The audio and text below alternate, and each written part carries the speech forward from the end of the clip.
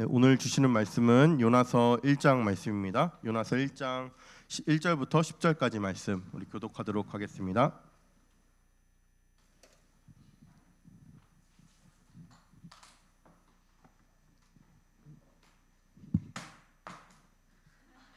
지난주 악몽이 괜찮겠죠?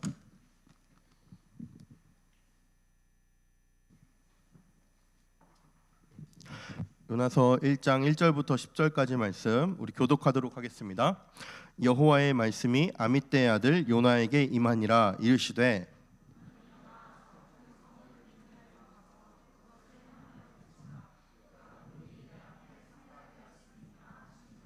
그러나 요나가 여호와의 얼굴을 피하려고 일어나 다시스로 도망하려 하여 욥바로 내려갔더니 마침 다시스로 가는 배를 만난지라. 여호와의 얼굴을 피하여 그들과 함께 다시스로 가려고 배삭을 주고 배에 올랐더라.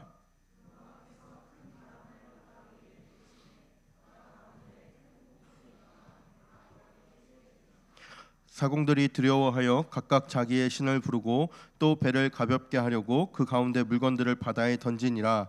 그러나 요나는 배 밑층에 내려가서 누워 깊이 잠이 든지라.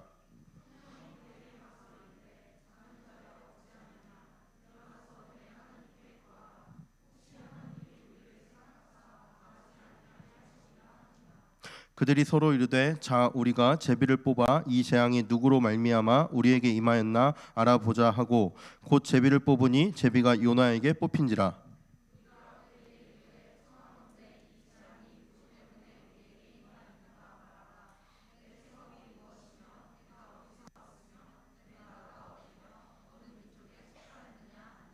그가 대답하되 나는 히브리 사람이요 바다와 육지를 지으신 하늘의 하나님 여호와를 경외하는 자로라 하고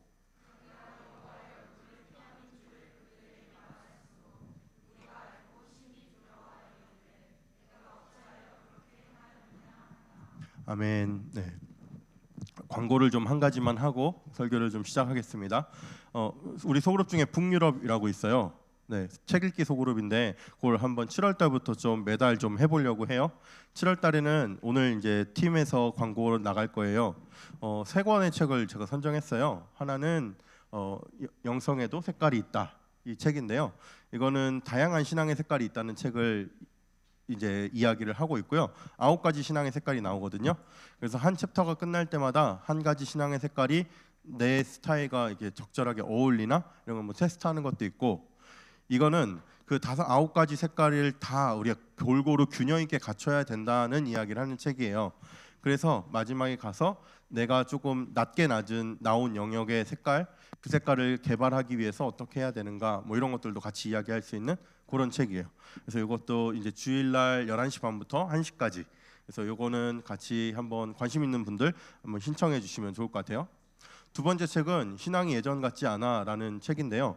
날짜를 제가 잘못 표기했어요. 7월 지금 8일, 15일, 20일 돼 있는데 8일하고 15일 2주 동안 진행이 될 겁니다. 이거는 토요일날 오전 10시 반부터 12시까지. 이거는 한 500페이지, 600페이지 되는 책이긴 하지만 만화책이에요. 그래서 아주 쉽게 읽을 수 있어요. 만화책으로 돼 있어서 한번 관심 있는 사람들, 이 책은 아마 책을 읽고 이렇게 좀 자기의 신앙에 관해서 이렇게 나눔을 중심으로 하는 책 읽기를 하게 될 것 같아요. 세 번째 책은요. 요거는 조금 오래된 책이에요. 섬기며 다스리는 사람이라는 책인데 요거는 절판됐어요. 그래서 중고로 읽어야 돼요. 근데 이거는 되게 청년 시대에 읽어야 될 되게 중요한 책 중에 저는 하나라고 생각을 하고 있어요.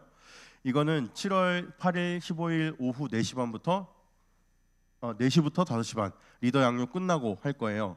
근데 이건 2주 동안 할 건데 요거는 조금 특별하게 할 거예요. 첫 번째 주는 이 책은 크게 전반부, 후반부 나눠져 있거든요. 전반부는 기독교 세계관에 대해서 다뤄요. 그래서 첫 번째 주에는 내가 그 내용을 좀 요약하면서 강의해 줄 거고, 두 번째 주에는 나머지 후반부에는 5가지 주제를 가지고 어떻게 훈련하며 살아야 된다, 뭐 이런 이야기가 있어요.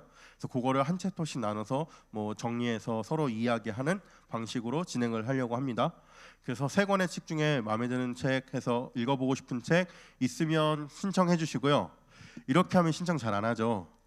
네, 1학기 때 2번 당했어요. 제자 훈련을 2번 열었는데 2번 다 한 명도 신청 안 해서 한 명 신청해서 없어지고 그랬어요. 그래서 피해갈 수 없게 만들었어요. 자, 원하는 책 아무거나 골라오세요. 네, 3명 모이면 그 책 같이 읽겠습니다. 저도 같이 읽고 나눔할 것들 하고 시간도 맞춰드릴게요. 네, 목요일 오후 2시가 괜찮아요 하면 목요일 오후 2시에 다른 스케줄 안 잡고 그거 할게요. 이래도 없으면 되게 힘들 것 같아요, 마음이. 아, 이거 참 신청해주고요. 한번 좀 방학이니까 우리 조금 책 읽기, 물론 직장인들은 방학이 없지만 책 읽기 조금 해서 우리 같이 해봅시다. 그리고 8월 달에는 지금은 한 4개, 5개 정도의 모임을 생각하는데 8월은 이렇게 많지는 못할 것 같고요. 수련회도 있고 해서. 그리고 9월 달에도 계속 이어나가려고 해요. 한 달 한 권 정도라도. 그래서 꼭 이렇게 책 읽는데 좀 경건서적, 신앙서적 있는 일에 우리 같이 최선을 다하면 좋을 것 같습니다. 이렇게 따로 시간을 내기는 조금 애매하고 3명 모으기 어렵다. 그러면 다음 달에 이거 읽으면 어때요? 이렇게 저한테 제안해 주셔도 돼요. 그래서 제가 책을 뭐 다 읽은 건 아니니까 미리 좀 살펴보고 좀 전체적으로 이런 것들을 했으면 좋겠다 하는 책들은 이렇게 열고 아니면 그거 관심 있는 친구들 뭐 이렇게 모아서 또 한번 하고 뭐 이런 식으로 하도록 하겠습니다. 자, 그리고 팀장님들이나 조장님들 중에서 혹시 조원들하고 읽고 싶은 거 있으면 읽으셔도 괜찮아요. 거기들도 조원님들하고 같이 좀 상의해서 이런 좋은 이렇게 문화가 우리 가운데 잘 일어나면 좋을 것 같습니다. 자, 우리 가운데 좀 축하할 사람들이 있어요. 좀 이렇게 좀 챙겨줘야 될 사람들이 있는데 한 명밖에 안 보이네요. 그 우리 금요 집회 때 로마서 학점제 하잖아요. 여기 학점제 우수한 청년 청년일부에서 제가 뽑았어요. 예준이 형 예찬이. 그래서 담임 목사님하고 사진 찍어 왔는데 예찬이 어디 있어요? 오늘 온다 그랬는데. 아, 네. 예준아, 예찬이 대신에 예준이가. 그리고 우리 청년부에서 신청한 친구들 중에 중도 탈락한 친구들이 좀 많고 끝까지 완주한 친구가 있어요. 그래서 2명한테 특별히 교회에서 앞에서 좀 상을 주라고 해가지고 2명 앞으로 나와주세요. 네, 민주, 예준아. 네, 찾아갈게요. 네, 축하드립니다. 아니 교회에서 이거 좀 이렇게 보이는 데서 좀 축하해주고 이렇게 챙겨주면 좋겠다고. 그리고 학점제 광고를 이어서 하는데요. 우리 교회는 학점제라는 게 있어요. 이게 뭐냐면 지금 청년들한테는 사실 와닿지 않는 문제이긴 하나 나중에 우리가 다 집사님 되고 권사님 되고 장로님 될 거잖아요. 그럴 때 기본적으로 신앙생활을 꾸준히 해왔다는 어떻게 보면은 크레딧 그런 것들을 우리가 모아놓는 거예요. 그런데 어른들은 사실 이미 권사님 되셔서 학점이 더 필요 없어요. 그런데 이제 계속 해나가시는데 이게 좋은 전통으로 청년의 다음 세대에 물려주길 원하세요. 그리고 그렇게 하는 게 마땅히 맞고요. 그래서 여러분들 금요 집회에 오시는 분들은 학점제 같은 거 있을 때 신청해서 끝까지 완주해 주시고 또 혹시라도 그런 거에 있어서 조금 멀리 했던 친구들은 한번 이런 기회에 한번 내가 금요 집회 뭐 10주면 10주 내가 이렇게 또 작정하고 와봐야겠다 이런 마음으로 해주면 좋을 것 같습니다. 자, 오늘 설교를 시작하려고 하는데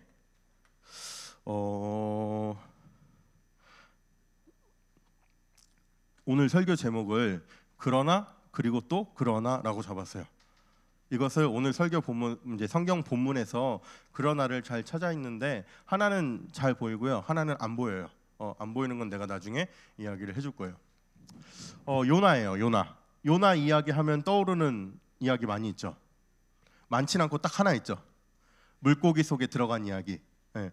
물고기 속에 들어가서 3일 있다가 물고기가 토해내서 살아나죠. 토한 거 맞아요. 토해내서 살아나요. 그 이야기가 우리한테 익숙한 이야기인데 요나가 왜 물고기의 뱃속에 들어가게 됐을까요? 그 이야기가 오늘 본문 읽었던 이야기예요. 하나님께서 요나 선지자를 부르셔서 선지자에게 사명을 주셨어요. 2절 보시면 너는 일어나서 저 큰 성읍 니느웨로 가서 외쳐라. 그것을 향해서 하나님의 명령을 하나님의 말씀을 외쳐라. 그들의 죄악이 너무너무 가득해서 그들의 죄악된 모습이 나에게까지 상달되었다. 나에게까지 다 보이고 들리고 내가 더 이상 참을 수 없는 지경에 이르렀다. 이렇게 말씀하세요. 요나가 갔을까요? 안 갔을까요?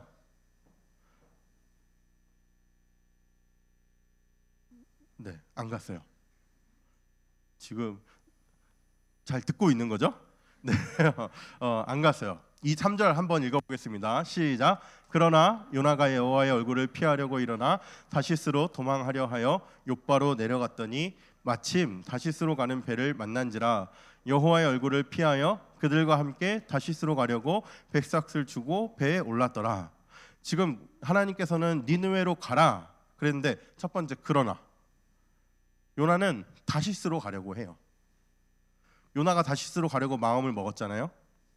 그런데 그쪽으로 향해서 가다 보니까 마침 어떻게 우연찮게 다시스로 가는 배가 거기 떡하니 있는 거야. 요나 생각에는 이것도 괜찮겠구나 이렇게 생각하지 않았을까요? 요나는 왜 다시스로 가려고 했을까요? 왜 니느웨로 안 가고 다시스로 가라 했을까요? 우리는 그렇잖아요. 하나님이 명확하게 얘기해 주시면 나는 할 텐데 도대체 말을 왜 안 해주시나 답답해하면서 하나님 분명히 말씀해 주세요. 이게 우리의 기도 제목이잖아요. 그런데 요나에게는 분명히 얘기해 주셨어요. 니느웨로 가라. 그런데 왜 요나는 니느웨로 안 가고 다시스로 향했을까요? 자, 니느웨가 어떤 나라냐 하면 아수르 들어봤죠? 아시리아. 아수르에서 아주 큰 도시였어요. 아주 번성하는 도시였고요. 그런데 아수르라는 나라가 좋은 나라는 아니었어요. 물론 그 당시에는 하나님이 선택한 백성인 이스라엘 백성만 하나님의 백성이고 나머지 모든 백성들이 이방 백성이기 때문에 하나님을 모르는 백성이긴 해요. 그러나 그 중에서도 이 아수르라는 나라는 정말 그 힘을 가지고 주변국들을 침략하고 주변국들을 정복해 가는 그런 나라였어요. 우리가 세계사를 알고 있지만 아수르가 나중에 북이스라엘을 점령해버리죠. 남유다까지 쳐들어와요.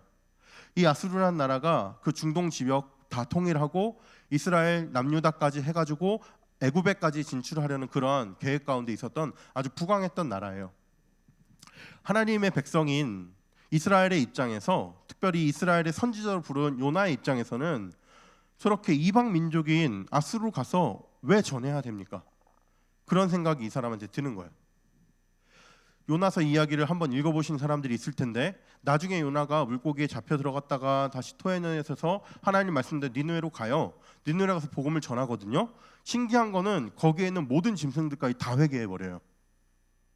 그러니까 요나는 상상할 수 없는 거예요. 지금 어떻게 이런 일이 일어날 수 있는가? 하나님을 향해서 되게 따져 묻고 있어요. 그래서 4장 1절에 가면 요나가 이렇게 얘기를 하거든요. 하나님께 모두 다 회개를 하고 나니까 요나가 하나님 앞에 이렇게 얘기하는 거예요. 요나가 매우 싫어하고 성내며 여호와께 기도하여 이르되 여호와여 내가 고국에 있을 때 이러하겠다고 말씀하지 아니하였나이까. 그러므로 내가 빨리 다시스로 도망하였사오니. 하나님, 니느웨로 가서 하나님 말씀 전했는데 니느웨 사람들이 회개하면 어떻게 됩니까? 저렇게 악한 사람인 니느웨 사람들이 회개하면 하나님 받아주실 거 아닙니까? 니느웨 사람들이 회개하는 것 나는 볼 수 없습니다. 그 사람들은 그냥 저렇게 악독에 빠져 있다가 하나님의 심판을 당해야지 마땅한 사람들이지, 저 사람들이 만약 회개하게 된다면 나는 그거 도저히 두고 볼 수가 없을 것 같습니다. 이런 마음이었던 거예요. 여러분, 우리에게 하나님이 어떤 말씀을 하시죠? 하나님께서 어떤 명령을 하시죠? 요나처럼 아주 큰 사명에 대해서 이야기하신 분도 있을 거고 아직 그런 거에 대해서는 말씀하지 않으시는 분도 있을 거예요. 사람마다 상황은 조금씩 다를 거예요. 그런데 우리 마음 가운데 하나님께서 나에게 주신 명령이라고, 하나님께서 나에게 주신 사명이라고 확신이 드는 그것에 우리는 늘 100% 순종하고 있는지를 돌아봐야 돼요.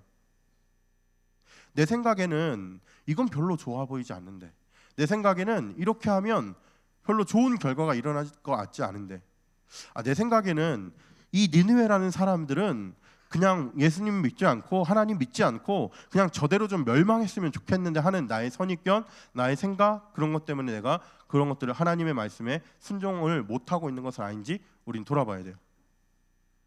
그리고 우리에게 너무나도 큰 사명만을 놓고 나에겐 아직 이런 말씀을 하신 적 없는데 라고 생각할 필요가 없어요. 왜냐하면 하나님께서 요나를 부르시고는 요나는 선지자로 부르셨기 때문에 선지자에 걸맞는 사명을 주셨어요. 우리의 인생을 놓고 기도할 때에도 우리의 인생 가운데 어떻게 살아가야 될지 하나님 말씀하시거든요. 그런데 그것을 말씀하시기 전에 필요한 준비가 있다면, 그것을 말씀하시기 전에 지금 20대 때 해야 될 무언가가 있다면 아주 작은 일들을 먼저 말씀하세요. 그것보다 더 전에 우리가 온전히 그리스도인 되기 위해서 필요한 것들이 있다면 그런 것부터 먼저 말씀하실 수도 있어요. 꼭 니느웨로 가라 이런 아주 큰 사명을 나에게 말씀하지 않으셔서 왜 나한테 말씀하지 않는지 모르겠다, 이게 아니라 나에게 말씀하신 것이 무엇인가를 우리는 캐치해내야 돼요. 어떤 한 성도님이 저에게 자녀에 대한 신앙 상담을 하기 위해서 저에게 찾아오셨어요. 그러면서 이 자녀가 이게 상당히 신앙생활에 대해서 거의 초신자급이에요. 되게 신앙생활을 해본 적도 별로 없고 교회를 다니기 시작한 지도 얼마 안 됐고, 그런데 부모님이 먼저 은혜를 받아서 부모님은 교회를 열심히 다니세요. 그런 부모님께서 자녀들이 어떻게 하면 더 잘 신앙생활을 할 수 있을지를 저에게 물어보시는 그런 상황이에요. 그러면서 이 부모님의 마음에 이렇게 했으면 좋겠습니다 하고 말씀하시는 것들이 제가 듣기에는 그래도 나름 사역을 10년 이상 이렇게 하고 청년들을 만나고 있고 뭐 중고등학생들을 만난 경험도 많고, 이런 제가 보기에는 아직 개 수준에서 할 만한 일이 아니야. 그런 신앙의 노력들이. 일단 교회에 와서 예배를 드리고 찬양 가운데 혹은 친구들과 교제 가운데 교회 오는 즐거움을 느끼고 이 가운데서 하나님의 사랑 이런 것들을 느끼면서 신앙이 좀 자라가고 신앙생활이 무언가를 좀 맛보는 게 필요한 시기인데, 이 부모님은 조금 생각이 다른 거예요. 지금 당장 헌신했으면 좋겠고, 지금 당장 무언가 큰 일을 했으면 좋겠고, 교회에서 하고 있는 어떤 선교 활동에 이런 것도 좀 참여했으면 좋겠고, 이렇게 되시는 거예요. 내가 그 부모님께 이렇게 들으면서 대부분 이렇게 수용하고 되게 호의적으로 또 부모님의 입장에서 그 마음을 읽어드리면서 상담을 하지만 이게 내 그런 사인을 이렇게 잘 캐치를 못하셔서 마지막에는 그냥 정확하게 얘기를 했어요. 그런데 집사님, 이 아이를 봤을 때 선교를 가는 건 아직 너무 일러요. 너무 빨라요. 먼저 교회에 와서 교회 분위기를 알고 교회 생활이라는 게 무엇인지 알고 찬양하는 건 뭔지, 예배드리는 건 뭔지, 하나님께 기도하는 건 뭔지, 이런 것들을 통해서 하나님을 만난 경험 이후에 선교를 가면 좋겠어요. 물론 선교를 갔다 와서 거기서 믿음의 확신이 더 커지는 경우도 있지만, 믿음이 있는 상태에서 더욱더 확신이 되는 것과 없는 상태에서 선교 갔다 와서 믿음의 확신이 된다?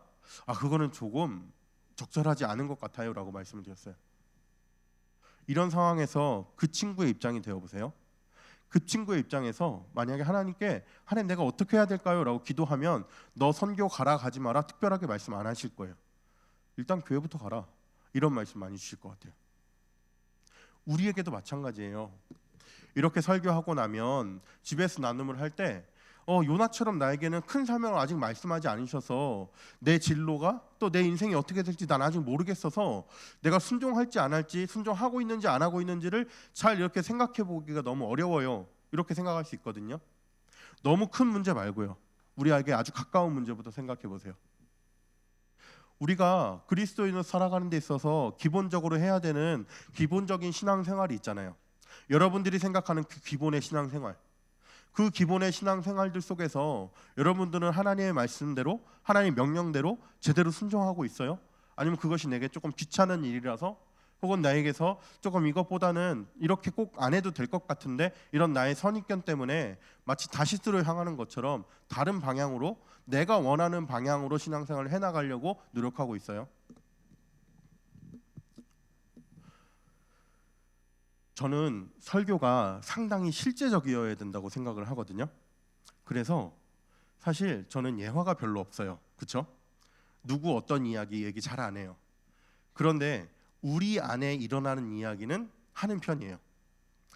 근데 이렇게 했을 때 제일 장점은 공감이 빨라요. 왜냐하면 우리 안에 일어난 일이기 때문에. 단점은 나에게 한다고 생각하는 친구는 상처받아요. 왜 이렇게 이런 얘기를 하냐면 우리 얘기를 좀 하려고 그래요. 우리 얘기를 좀 하려고 하는데 기지개를 한번 펼까요? 기지개를 한번 펼까요? 기지개를 펴면서 마음도 조금만 넓게 펴보세요. 무슨 얘기를 할까? 네, 저도 되게 고민 많이 하고 하는 얘기라, 그런데 이건 꼭 필요한 얘기일 것 같아서 이렇게 좀 밑밥을 깔고 하는 거예요. 어, 혹시 나 때문에 이 얘기 하나보다 생각하는 친구들은 그렇게 생각할 필요 없어요. 누구 한 명 생각하고 얘기하는 거 아니에요. 저는 빌더스를 생각하며 이야기하고 있어요. 이 주제에 관해서 교사회에서 같이 이야기를 나누면서 뭐 한 달 정도는 된 것 같아요. 그 정도 이야기를 하고 저도 그 부분에 대해서 설교 가운데 언제 한번 짚을 기회가 있으면 짚으려고 생각하고 있습니다라고 제가 대답을 했었고, 팀장들하고는 이야기를 나눴고 우리 학생회 가운데도 이야기를 나눴어요. 우리 이야기를 받아주세요. 우리 이야기. 특히 요 시즌이 되면 더 많이 그런 것 같아서 내가 모든 걸 이해 못하는 게 아니라 지금 우리 예배가 조금 더 온전해지길 바라는 마음으로 하는 이야기로 넓은 마음으로 들어주세요. 예배에 관해서 이야기하려고 해요. 우리 예배 인원이 130명에서 140명 정도 되거든요. 우리가 주일 예배를 드리는 것에 있어서 신앙적으로 옳지 않다고 생각하는 사람 아무도 없죠. 우리는 다 주일 예배 드려야 돼요. 이거는 뭐 100%다 동의하는 사실이에요. 저는 우리 빌더스 예배가 조금 더 온전한 예배가 되었으면 좋겠어요. 온전한 예배란 우리의 마음과 우리의 생각과 우리의 몸까지도 하나님께 온전하게 드리는 예배였으면 좋겠어요. 1시 30분, 40분 정도가 되면요, 교제할 수 있도록 찬양이 나오고요. 55분이 되면 불이 꺼지면서 예배를 준비하는 기도를 해달라고 음악도 바뀌고 화면도 바뀌어요. 2시가 되면요, 다혜리가 인사말을 하면서 사도신경을 고백하며 우리 예배가 시작돼요. 제가 설교를 하고 결단 찬양과 기도를 하고 나서 주기도문으로 예배가 끝나게 돼요. 2시부터 예배가 끝나는 이 시간까지 우리의 마음, 우리의 생각, 우리의 몸까지도 온전하게 하나님께 드려졌으면 좋겠다는 꿈을 꾸고 그렇게 기도하고 있어요. 설교는 상당히 실제적이어야 된다 그랬잖아요. 그래서 이거를 조금 더 실제적으로 이야기를 해볼게요. 우리가 예배 인원이 130명에서 140명인데요. 언젠가부터 예배를 시작하기 전에 인원이 80명이 채 되지 않는 날들이 꽤 많아요. 오늘만 하더라도 한 60에서 70명 정도가 됐어요. 지금 앉아있는 인원 대략 보니까 한 130명에서 135명 될 것 같거든요. 그냥 감적으로. 절반 혹은 절반 가까이가 예배를 시작하기 전에 도착을 못해요. 이거는 우리의 심각한 문제예요. 찬양이 진행되면서 거의 100명이 가까이 채워져요. 그리고 찬양이 끝나고 나서 한 100명에서 120명 사이가 돼요. 110명 전후로 돼요. 설교가 끝나고 분명히 얼굴을 못 본 친구들인데도 마지막 GBS까지 체크가 되면 또 한 130에서 140명으로 늘어나 있어요. 이거는요, 우리가 조금 고쳐야 될 부분이에요. 하나님은 우리를 하나님의 자녀 삼으셨잖아요. 그리고 나서 가장 먼저 얘기하는 게 하나님께 예배하는 자리에 서 있도록 하는 거거든요. 친구를 전도할 때 생각해 보세요. 무슨 행사가 있어서 와, 여기까지는 교회를 데려온 거고 예배의 자리까지 데려오도록 우리는 애쓰잖아요. 그게 전도라고 생각하니까. 그리스도인 되면, 기독교인이 되면 가장 먼저 하는 것이 예배 생활이에요. 그래서 우리 빌더스가 하나님 앞에서 이것에 대해서는 나에게는 명령하지 않으셨습니다 할 사람이 아무도 없을 거예요. 여러 가지 이유들이 있는 거 알고 있어요. 제가 알고 있는 것 얘기하면 3부 찬양대 하는 친구들은 늦을 수밖에 없어요. 그거 이해해요. 지금 주일학교 교사들 하시는 분들, 특별히 여름 사역 있잖아요. 그런 부분들에 있어서 그 고충이 있는 거 알고 있어요. 점심도 제대로 못 챙겨 먹고 그러는 거 알고 있어요. 원래 없는 사람 이야기하면 뒷담화인데 없는 사람 칭찬하는 건 괜찮잖아요. 괜찮죠? 네, 현식이가 1월 달에 저를 처음 만났을 때 너무 얘기했나? 미안해요. 좋은 일이라. 현식이가 나한테 이런 부탁을 했어요. 자기가 섬기는 부서에서 참 여러 가지 고충들이 있다. 그러면 자기가 올해 팀장으로 섬기게 되면서 그 고충을 좀 미리 얘기하고 저에게 이제 양해를 구하는 거였어요. 그러면서 그 부서의 상황들을 쭉 이야기하는데 그럴 수밖에 없구나. 공감이 됐어요. 나는 그거에 있어서 너희들이 가장 옳은 선택을 할 거라고 생각하고 있고 그렇게 믿고 있다. 그리고 그 부분에 있어서 혹시라도 다른 색깔의 이야기를 들으면 내가 잘 중간의 입장에서 잘 들어줄게라고 약속을 해줬어요. 그래서 되게 무거운 마음으로 사실 지금 이 이야기 하고 있어요. 눈도 제대로 못 마주치고 있거든요. 그런데요, 우리가 그 모든 고민 속에서 참여하고 있는 거 알고 있거든요. 그런데 거기서 우리는 한 걸음 더 나아갈 수 있어야 돼요. 어떻게 적용이 될지 모르겠어요, 이 부분이. 예배가 시작하면 우리가 130명이 모여서 사도신경을 크게 외쳤으면 좋겠어요. 그게 하나님이 기뻐하시는 예배예요. 그게 온전하게 드리는 예배예요. 우리의 몸, 우리의 마음, 우리의 생각이 온전하게 하나님께 드려지는 예배예요. 그래서 우리의 모든 예배 시간이 진행될수록 우리가 끝까지 그렇게 집중이 되어 있고 마지막 주기도문 하면서 예배가 마쳐지는 그때까지 온전하게 예배 드리는 우리 빌더스 됐으면 좋겠습니다. 하나님 예배 드리라고 하죠. 그러나 우리는 여러 가지 이유를 대고 있어요. 그러네, 그렇게 하시면 안 돼요. 우리는 온전한 예배로 나아가야 돼요. 물론 제가 말씀드렸던 뭐 찬양대든 주일학교든 상황이 그런 거 이해하고 있어요. 그것 때문에 그만둬라 이런 얘기 아니에요. 지금 그건 너무 초딩스러운 반응이에요. 그렇게 반응하지 마시고요. 내가 지금 하고 있는 이 행동 속에서 어떻게 해야 되는가? 이거는 늦는 사람들한테만 이야기하는 게 아니에요. 앉아 있는 분들에게도 해당되는 이야기예요. 그분들은 몸은 와 있어요. 마음이 와 있어요. 생각이 와 있어요. 여기까지 돌아볼 수 있어야 돼요. 요나는 이렇게 했잖아요. 요나가 이렇게 했을 때 성경을 자세히 읽어보면 진짜 재밌어요. 저는 이런 거 발견할 때 진짜 재밌거든요. 1장 3절 말씀 보세요. 요나가 지금 어디로 향하는지 그 방향을 한번 보세요. 요나가 여호와의 얼굴을 피하려고 일어나서 다시스로 도망하려고 욥바로 내려갔어요. 그 다음에 다시스로 가는 배를 만나서 여호와 얼굴을 또 피하기 위해서 뱃삿을 주고 배에 올랐어요. 우리나라 언어 습관에는 배는 올라타는 거잖아요. 저런 이렇게 큰 배는 이렇게 뭐 작은 배여도 이렇게 뭇에서 이렇게 바다 이게 배로 어떤 사다리 같은 게 있고 거기에 이렇게 올라서 건너가서 타잖아요. 큰 배들은 이렇게 올라가는 사다리인 경우가 대부분이고요. 그래서 오르더라가 우리한테는 익숙한 표현인데요. 원어를 보면요, 들어가서 내려갔더라라고 돼 있어요.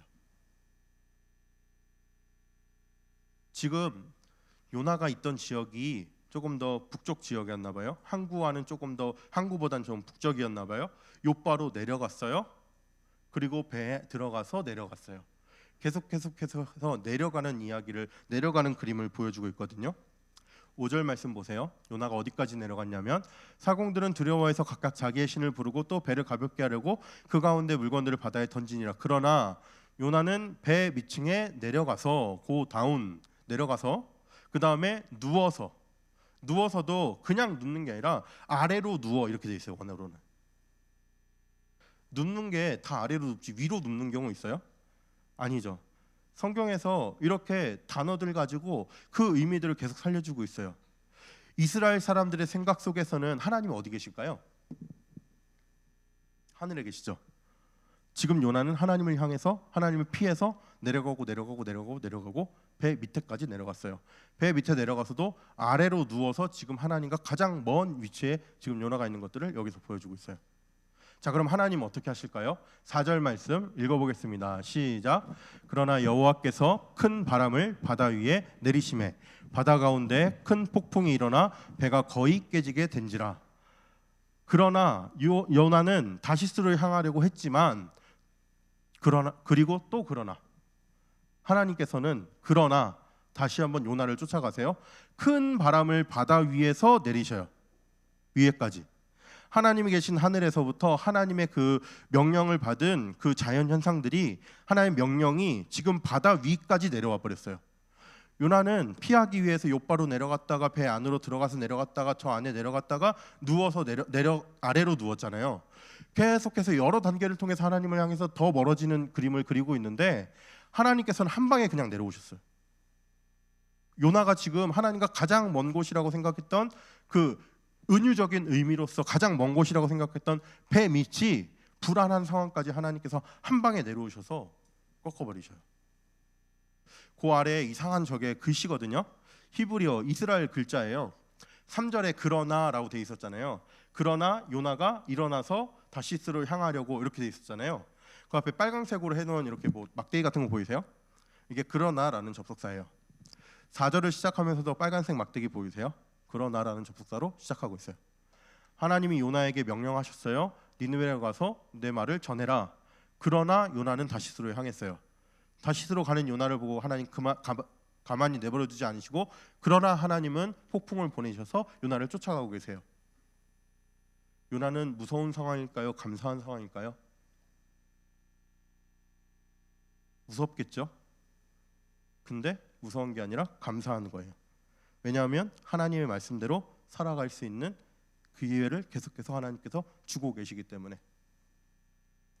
우리가 하나님의 말씀을 순종하지만 우리가 때로는 그러나 하나님 하고 하나님에게서 멀어지는 경우들이 있어요. 그때 하나님께서 내버려 두시면 그게 불행한 거예요. 그러나 너는 이렇게 해야 된다. 한 번 더 듣기 싫은 이야기 들려주시고, 어떤 힘든 상황에 놓이게 하셔서 깨닫게 해주시고, 그러한 모든 일들을 통해서 하나님의 일들을 계속 말씀하세요. 하나님이 요나를 깨닫게 하기 위해서 어떻게까지 하시냐면요, 이방 사람들을 막 활용하세요. 5절 말씀 보세요. 사공들이 두려워하여 각각 자기의 신을 부르고 또 배를 가볍게 하려고 그 가운데 물건들을 바다에 던지니라. 그러나 요나는 깊이 잠이 든지라. 하나님을 떠나 있는 요나를 향해서, 깊이 잠들어 있는 가짜 평안의 상태를 누리고 있는 요나를 향해서 하나님께서 저 사공들을 어떻게 사용하시냐면, 6절 선장이 그에게 가서 이르되 자는 자여 어찌함이냐, 일어나서 너의 하나님께 구해라. 지금 하나님께 기도하라는 말을 요나가 누구를 통해서 듣고 있어요? 선장을 통해서. 선장이 하나님 믿는 사람인가요? 믿는 사람 아니에요. 이 사람은 이방 사람이에요. 다시스로 향하면서 그 배를 통해서 무역을 했던 이방 선장이에요. 그 이방 선장을 통해 가지고 지금 요나 너 이렇게 잘 때가 아니라 너 지금 하나님께 너의 신에게도 좀 구해봐. 도대체 우리 신한테 구하는데 우리 신은 도대체 말을 안 들어주셔.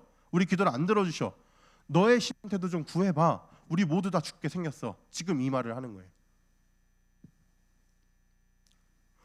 그 다음에 사람들이 되게 재밌는 이야기를 해요. 지금 폭풍 가운데 빠져 있잖아요. 7절 말씀 보세요. 그들이 서로 이르되 자 우리가 제비를 뽑아 이 재앙이 누구로 말미암아 우리에게 임하였나 알아보자 하고 곧 제비를 뽑으니 제비가 요나에게 뽑힌지라. 폭풍 가운데 배가 흔들리고 있는데 모여서 제비 뽑고 있어요. 물론 모든 걸 다 해보고 안 되니까 이렇게라도 해보자는 어떤 그런 절박한 마음이겠지만, 지금 폭풍 가운데 있는 배 위에서 할 법한 행동이 아니에요. 하나님께서는 상황을 이렇게 만들어 가시면서 지금 요나 때문에 이 일이 벌어졌다는 것을 계속 보여주고 있어요. 제비가 누구한테 뽑혔죠? 요나에게 뽑혔어요. 잠언 16장 33절 말씀 이렇게 돼 있죠. 제비는 사람이 뽑으나 모든 일을 작정하기는 여호와께 있느니라. 하나님께서 이 세상의 모든 일들을 섭리하고 계신다는 사실을 그 고백하는 구절이 잠언 16장 33절이거든요. 요나 상황 속에서 하나님께서 폭풍을 보내셨잖아요. 하나님께서 폭풍을 보내서 모든 물건을 다 던지는데 거기서 가장 먼저 던짐을 받아야 되는 요나는 맨 밑에 자고 있었어요. 하나님께서는 이방인인 선장을 활용하셔서 너 좀 너네 하나님께 좀 기도해봐라 이런 말 듣게 하시고요. 제비를 뽑아서 요나가 뽑히게 해주셨어요. 요나가 뽑히고 나서 요나가 막 설명해요. 내가 이런 일들 때문에 그렇습니다. 아마 나 때문일 겁니다. 아니 아마가 아니라 나 때문인 게 확실합니다. 이런 식으로 이야기를 하거든요. 그러니까 거기에 있던 사람들이 어떻게 얘기를 하냐? 너가 어찌하여 그렇게 행하였느냐? 하나님을 피해서 너가 그렇게 하면 안 되지. 이 얘기를 누가 하고 있다고요? 그 이방 사람들이요. 지금 믿음의 공동체 가운데서 자신의 죄를 고백한 게 아니라요, 믿음이 없는 사람들, 이방인들의 공동체 속에서 이방 사람들 앞에서 자기가 하나님을 피한 얘기를 하고 있는데요, 그 이방 사람들이 너가 그렇게 하면 어떡해? 하나님께 혼나면 어떡해? 하나님께서 너 때문에 지금 이러시는 거잖아. 하나님의 메시지를 이방 사람들을 통해서 듣게 하셔요. 14절 말씀, 무리가 심지어 여호와께 부르짖어요. 주 여호와께서는 주의 뜻대로 행하시는 분이십니다. 주의 뜻을 거두어 주옵소서. 요나를 바다에 빠뜨리고 나서 하나님, 저 하나님을 피해서 여호와 하나님을 피해서 가는 요나가 빠졌으니 이 배에 있는 우리 모두는 살려주십시오.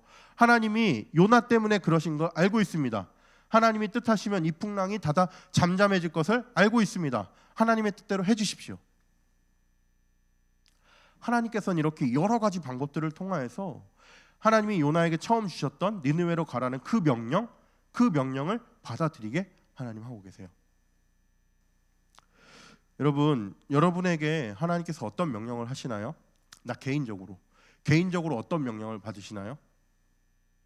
신앙에 있어서 어떻게 신앙생활을 해라라는 마음을 주시나요? 주변 사람들을 통해서 이렇게 신앙생활을 해야겠다라는 어떤 더욱더 한 걸음 더 발전한 어떤 모습들을 우리에게 말씀해 주시나요? 부모님이나 여러 선생님들이나 아니면 어떤 GPS 조언들을 통해서, 큐티를 통해서, 아니면 여러 가지 방법들을 통해서 하나님께서는 우리에게 늘 말씀하고 계세요. 우리가 기도 가운데 하나님께서 응답하시면서 어떻게 신앙생활해라, 어떻게 살아라, 하나님 기뻐하시는 삶은 이러한 삶이다 계속 말씀해 주세요. 우리는 그것 가운데 2주 전에 들었던 설교처럼 귀로 듣고 끝나는 신앙이 아니라요, 우리의 마음으로 순종하고 우리의 삶으로 순종하는 신앙으로 우리는 나아가야 돼요. 그러나 하나님, 나는 이래서 못하겠습니다. 그럴 때 하나님께서 가만히 내버려 두는 것이 아니라, 그러나 하나님께서 한 번 더 여러분들에게 말씀하고 계세요. 여러분, 오늘 설교의 마지막은 어떤 결론을 내려주는 것이 아니라요, 2주 전에 했던 그 설교처럼요, 여러분들께서 들었던 그 말씀 기억하면서 다시 한번 기도했으면 좋겠어요. 하나님께서 여러분들에게 말씀하시는 그 말씀이, 어떻게 신앙생활을 하라는 주시는 그 마음이 하나님의 음성으로 듣고 하나님의 명령으로 듣고, 그것을 귀로만 듣는 것이 아니라 우리 마음으로 듣고 우리 마음으로 순종하는 우리 모두가 되었으면 좋겠습니다.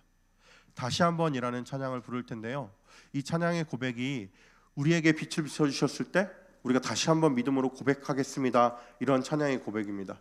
우리 다 같이 한번 찬양하면서 우리 기도하도록 하겠습니다.